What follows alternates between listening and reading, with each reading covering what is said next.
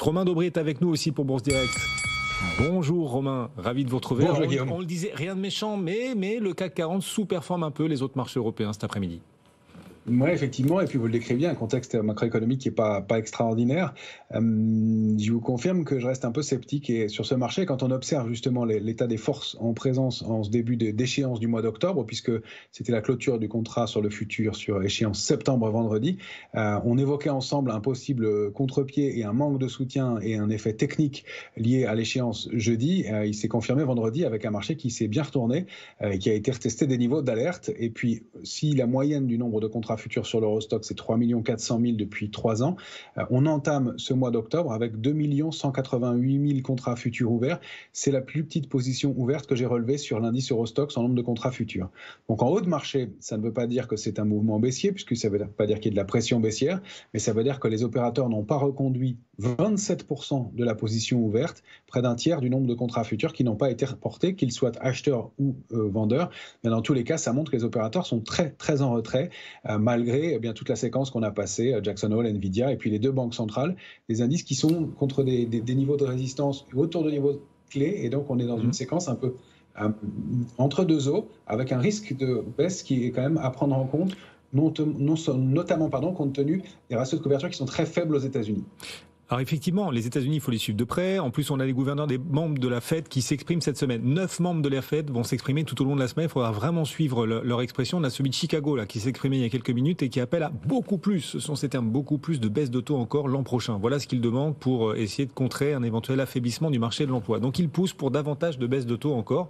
C'est assez accommodant, c'est le moins qu'on puisse dire. Wall Street est en petite hausse de 0,2%, là le S&P, mais enfin plus 0,2, c'est pas énorme non plus. Est-ce que le potentiel est en train de s'épuiser sur le marché américain, Romain ? C'est bien possible. Le S&P il a atteint une cible la semaine dernière de très long terme, 5730 points, précisément 5733. C'est l'extension et la duplication du range précédent. Et on voit que ça s'est fait sous forme d'un mouvement technique, sous forme de contre-pied avec l'échéance des marchés d'arrivée et qu'on a vraiment plus beaucoup de momentum. Alors on peut toujours envisager des extensions sur les indices et au-delà de ce niveau majeur, on peut continuer à accélérer. Je vais vous donner tout de suite les résistances suivantes. Sur le S&P, on pourrait aller au-delà de 5733 en clôture, chercher 5831 et pourquoi pas 5873 dans un premier temps. Maintenant, on a des comportements qui indiquent qu'on a un petit essoufflement sur ce niveau-là. Sous 5638, il y a un risque de retournement de tendance et de retourner consolider dans la zone qu'on avait testée et connue au cours de l'été, donc de latéraliser, notamment avant une saison de publication qui ne s'ouvrira pas avant le 11 octobre prochain.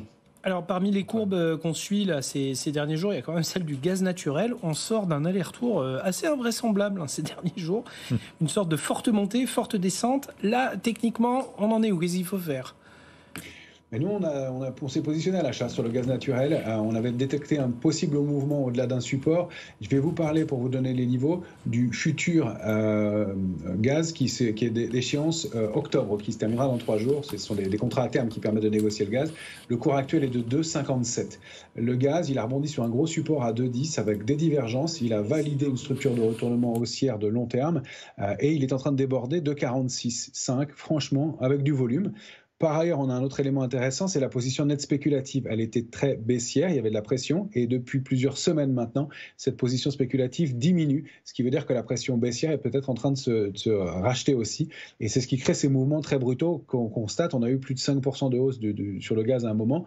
Maintenant, ça se tasse un petit peu. C'est un actif très volatile, donc quand on l'achète, encore une fois, il faut le traiter avec soit pas de levier, soit très peu de levier, et en tout cas une part de son capital qui ne soit pas trop significative pour ne pas être coincé. Mais ça donne des cibles haussières qui sont intéressantes. On a dans un premier temps 3,34, toujours sur le contrat futur octobre, donc à ajuster avec un cours à 2,57 actuel, et puis des extensions en direction de 3,86 et 4,39 à moyen long terme. Donc ça fait une progression, je le sais, très très significative. Ça fait près de 80% de hausse. Mais il faut rappeler que le gaz, si on veut prendre des chiffres pas trop lointains, cotait en août 2022 aux alentours de 12-13. Donc on vaut 2. Si on remontait à 4, c'est pas monumental en termes de parcours historique. Romain Daubry avec nous, on vous retrouvera Romain, merci. Donc le gaz naturel, des niveaux techniques intéressants là sur lesquels on est en train de se positionner. Bourse directe, on vous retrouvera à 17h35 à la clôture du marché. On rappelle que le CAC 40 sous-performe un peu les autres marchés européens cet après-midi avec le secteur bancaire.